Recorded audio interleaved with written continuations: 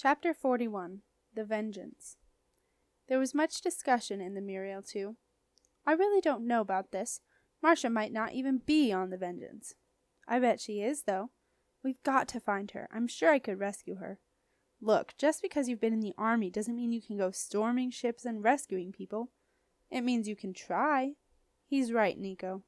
We'd never make it. They'll see us coming. Every ship always has a watch on board. But we could do that spell. You know the one. What was it? Cause yourself to be unseen. Easy. Then we could paddle out to the ship and I'll climb up the rope ladder and then... Whoa, stop there. That's dangerous. Marsha rescued me when I was in danger. And me. All right, you win. As the Muriel 2 rounded the last bend of the Deppen ditch, Boy 412 reached up into the pocket inside his red beanie hat and drew out the dragon ring. What's that ring? Asked Nico. It's magic. I found it, under the ground. It looks a bit like the dragon on the amulet, said Nico. Yes, said Boy 412. I thought that too. He slipped it on his finger and felt the ring grow warm. Shall I do the spell then? He asked. Jenna and Nico nodded and Boy 412 began to chant. Let me fade into the air. Let all against me know not where. Let them that seek me pass me by. Let harm not reach me from their eye. Boy 412 slowly faded into the drizzle, leaving a canoe paddle hanging eerily in mid-air. Jenna took a deep breath and tried the spell for herself. You're still there, Jen, said Nico. Try again. The third time was a charm. Jenna's canoe paddle now hovered in the air next to Boy 412's. Your turn, Nico, said Jenna's voice. Hang on a minute, said Nico. I never did this one. Well, do your own then, said Jenna. It doesn't matter as long as it works. Well, I don't know if it does work, and it doesn't do the harm not reach me thing at all. Nico, protested Jenna. All right, I'll try it. Not seen, not heard. I can't remember the rest. Try not seen, not heard, not a whisper, not a word, suggested Boy 412 from out of nowhere. Oh yes, that's it, thanks. The spell worked. Nico faded slowly away. You all right, Nico? asked Jenna. I can't see you. There was no reply. Nico? Nico's paddle waggled frantically up and down. We can't see him, and he can't see us because his unseen is different from ours, said Boy 412 slightly disapprovingly. And we won't be able to hear him either because it's mainly a silent spell, and it doesn't protect him. Not a lot of good then, said Jenna. No, said Boy 412, but I've got an idea. This should do it. Between the spells within our power, give us one harmonious hour. There he is, said Jenna, as the shadowy form of Nico appeared. Nico, can you see us? She asked. Nico grinned and made a thumbs-up sign. Wow, you're good, Jenna told Boy 412. It was becoming misty as Nico, using the silent part of his spell, paddled them out from the Deppen ditch into the open waters of the river. The water was calm and heavy, spotted with a fine drizzle. Nico was careful to create as little disturbance as possible, just in case a pair of keen eyes from the crow's nest might be drawn to the strange swirls on the surface of the water, steadily making their way toward the ship. Nico made good progress, and soon the steep black sides of the Vengeance reared up before them through the misty drizzle, and the unseen Muriel 2 reached the bottom of the rope ladder.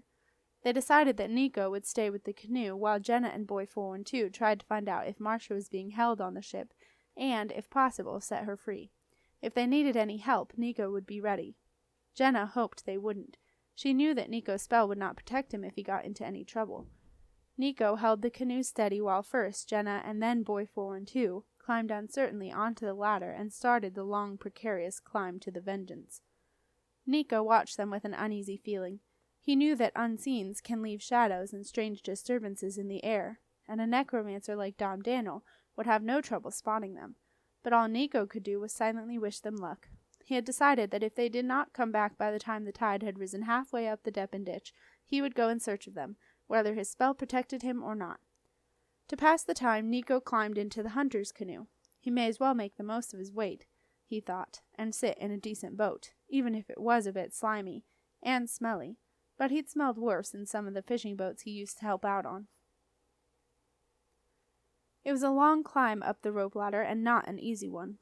The ladder kept bumping against the ship's sticky black sides, and Jenna was afraid that someone on board might hear them, but all was quiet above, so quiet that she began to wonder if it was some kind of ghost ship.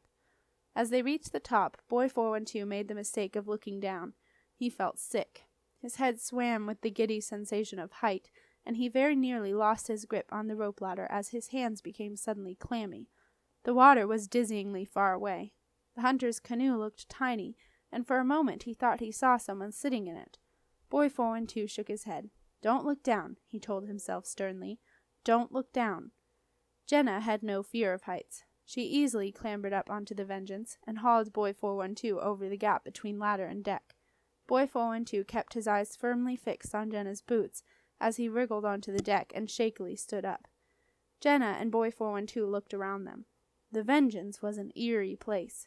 The heavy cloud hanging overhead cast a deep shadow over the entire ship, and the only sound they could hear was the quiet rhythmic creaking of the ship itself as it rocked gently on the incoming tide. Jenna and Boy 412 paddled quietly along the deck, past neatly coiled ropes, orderly lines of tarred bales, and the occasional cannon pointing out menacingly over the moraine marshes. Apart from the oppressive blackness and a few traces of yellow slime on the deck, the ship bore no clues as to who it belonged to. However, when they reached the prow, a strong, dark presence almost knocked Boy 412 off his feet.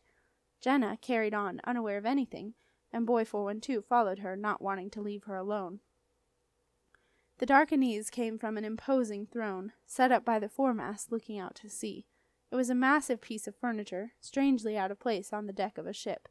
It was ornately carved from ebony and embellished with a deep red gold leaf, and it contained DomDaniel the necromancer himself. Sitting bolt upright, his eyes closed, his mouth slightly open, and a low, wet gurgle emanating from the back of his throat, as he breathed in the drizzle, DomDaniel was taking his afternoon nap.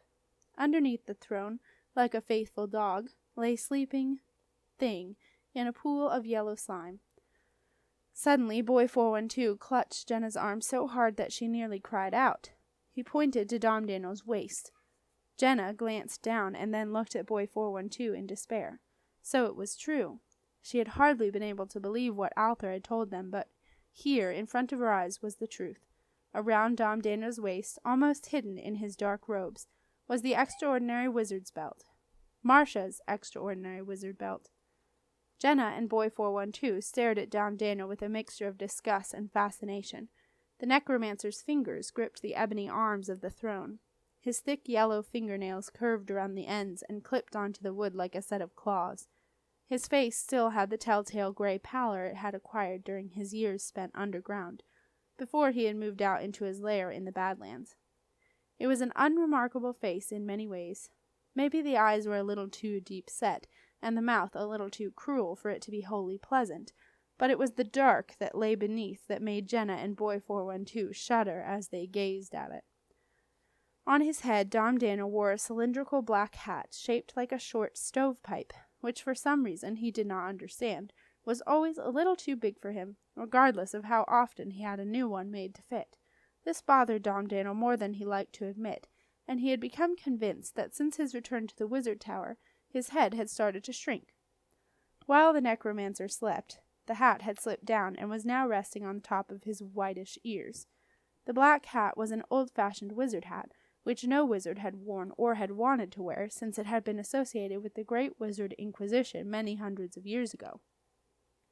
Above the throne, a dark red silk canopy emblazoned with a trio of black stars hung heavily in the drizzle, dripping every now and then onto the hat and filling up the indentation in the top with a pool of water. Boy 412 took hold of Jenna's hand. He remembered a small moth-eaten pamphlet of Marsha's he had read one snowy afternoon, called The Hypnotic Effect of the Dark, and he could feel Jenna being drawn in. He pulled her away from the sleeping figure toward an open hatch. "Marsha's here," he whispered to Jenna. "I can feel her presence." As they reached the hatch, there was a sound of footsteps running along the deck below, and then rapidly climbing the ladder. Jenna and Boy 412 jumped back, and a sailor, holding a long unlit torch, ran up onto the deck. The sailor was a small, wiry man, dressed in the usual custodian black. Unlike the custodian guards, he was not shaven-headed, but had long hair carefully tied back in a thin, dark plait that straggled halfway down his back. He had baggy trousers that reached to just below his knee, and a top with broad black and white stripes running across it. The sailor took out a tinder box, struck a spark, and lit his torch. The torch flared to life, and a brilliant orange flame lit up the gray, drizzly afternoon, casting dancing shadows across the deck. The sailor walked forward with the blazing torch and placed it in a holder on the prow of the ship. DomDaniel opened his eyes. His nap was over. The sailor hovered nervously beside the throne, awaiting his instructions from the necromancer. "Are they returned?" came a low, hollow voice that made the hair on the back of Boy 412's neck stand up. The sailor bowed, avoiding the necromancer's gaze. "The boy is returned, my lord, and your servant." "Is that all?" "Yes, my lord, but what?" "The boy says that he captured the princess, sire." "The queenling? Well, well, wonders will never cease. Bring them to me, now." "Yes, my lord," the sailor bowed low. "And bring up the prisoner. She will be interested to see her erstwhile charge." "Her what, sire?" "The queenling, wretch! Get them all up here, now." The sailor disappeared through the hatchway, and soon Jenna and Boy 412 could feel movement below their feet. Deep in the hold of the ship, things were stirring.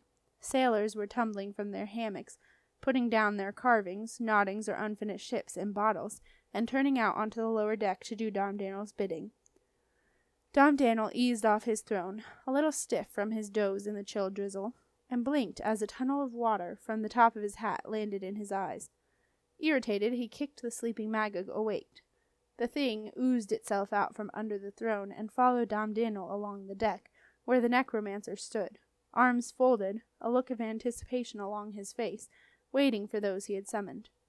Soon a heavy footfall could be heard below, and a few moments later 6 deckhands appeared and took up their positions as guard around DomDaniel. They were followed by the hesitant figure of the apprentice. The boy looked white, and Jenna could see that his hands were trembling. DomDaniel barely gave him a glance. His eyes were still fixed on the open hatch, waiting for his prize, the princess, to appear. But no one came. Time seemed to slow down. The deckhands shifted about, unsure of what they were actually waiting for, and the apprentice's nervous tie below his left eye started up. Every now and then he glanced up at his master and quickly away again, as if afraid DomDaniel may catch his eye. After what seemed an age, DomDaniel demanded, "Well, where is she, boy?" Who, sir?" stammered the apprentice, although he knew perfectly well who the necromancer meant. "The queenling, you beetle-brain! Who do you think I meant, your idiot mother?" No, sir." More footsteps were heard below. "Ah," muttered DomDaniel, "at last." But it was Marsha who was pushed out through the hatch by an accompanying Magyk, who held her arm tightly in its long yellow claw. Marsha tried to shake it off, but the thing was stuck to her like glue and had covered her with streaks of yellow slime.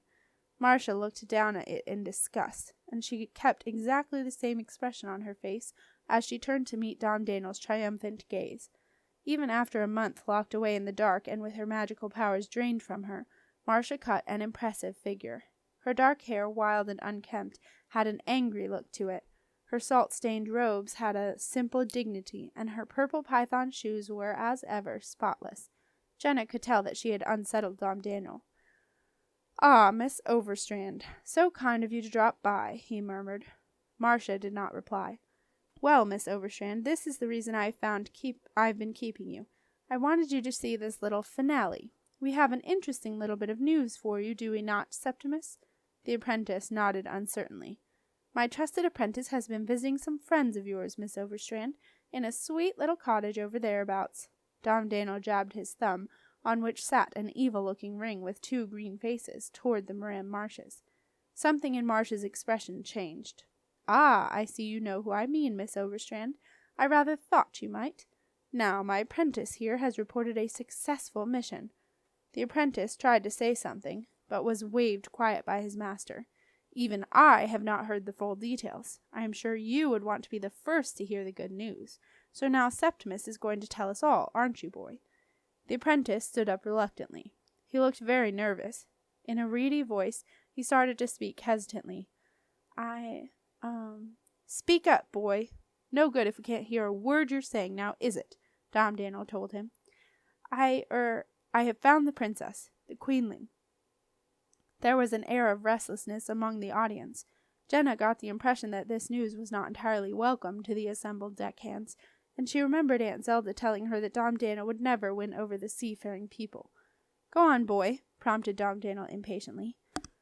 The hunter and me, we captured the cottage and, also the White Witch, Zelda Zenuba Heap, and the wizard boy, Nicholas Benjamin Heap, and the young army deserter, Expendable Boy 412, and I did capture the princess, the queenling."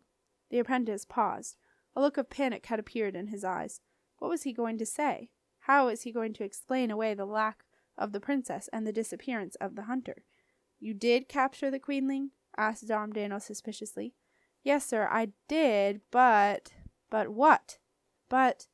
"Well, sir, after the hunter was overpowered by the White Witch and left to become a buffoon—" "A buffoon? Are you trying to be funny with me, boy? If you are, I would not advise it." "No, sir, I'm not trying to be funny at all, sir." The apprentice had never felt less like being funny in his entire life. "After the hunter left, sir, I managed to capture the queenling single-handed, and I nearly got away, but—" "Nearly? You nearly got away?" "Yes, sir. It was very close. I was attacked with a knife by the mad wizard boy Nicholas Heap. He is very dangerous, sir. And the queenling escaped." "Escaped?" roared DomDaniel, towering over the trembling apprentice. "You come back and you call your mission a success? Some success? First you tell me that the wretched hunter has become a buffoon. Then you tell me that you were thwarted by a pathetic white witch and some pesky runaway kids. And now you tell me that the queenling has escaped? The whole point of the mission, the whole point was to capture the upstart queenling. So what part of it exactly do you call a success?" "Well, we know where she is now," the apprentice mumbled. "We knew where she was before, boy. That was why you went there in the first place." DomDaniel raised his eyes to heaven. What was wrong with his cabbage-head apprentice? Surely the seventh son of a seventh son should have some magic about him by now. Surely he should have been strong enough to triumph over a ragtag group of hopeless wizards holed up in the middle of nowhere. A feeling of rage bubbled up through DomDaniel. "Why?" he screamed. "Why am I surrounded by fools?" Spitting with anger now, DomDaniel caught sight of Marsha's expression of contempt, mixed with relief at the news she had just heard. "Take the prisoner away," he yelled. "Lock her up and throw away the key. She's finished." "Not yet," Marsha replied quietly, deliberately turning her back on DomDaniel. Suddenly, to Jenna's horror, Boy 412 stepped out from the shelter of the barrel and moved silently toward Marsha. Carefully, he slipped between the thing and the deckhands who were pushing Marsha roughly back toward the hatch. The contemptuous expression in Marsha's eyes changed to astonishment, then rapidly to a studied blankness, and Boy 412 knew that she had seen him. Quickly, he took his dragon ring from his finger and pressed it into Marsha's hand. Marsha's green eyes met his as, unseen by the guards, she slipped the ring into her tunic pocket. Boy 412 did not linger. He turned away, and in his haste to get back to Jenna, he brushed against a deckhand. "Halt!" shouted the man. "Who goes there?" Everyone on the deck froze, except for Boy 412, who darted away and grabbed hold of Jenna. It was time to go. "Interlopers!" screamed DomDaniel. "I can see shadows! Get them!" In a panic, the crew of the Vengeance looked around. They could see nothing. Had their master finally gone mad? They had been expecting it long enough. In the confusion, Jenna and Boy 412 made it back to the rope ladder and down to the canoes faster than they would have thought possible. Nico had seen them coming. They were just in time. The unseen was wearing off. Above them, the commotion on the ship raged as torches were lit and all possible hiding places were searched. Someone cut the rope ladder, and as the Muriel 2 and the hunter's canoe paddled away into the mist, it fell with a splash and sank into the dark waters of the rising tide.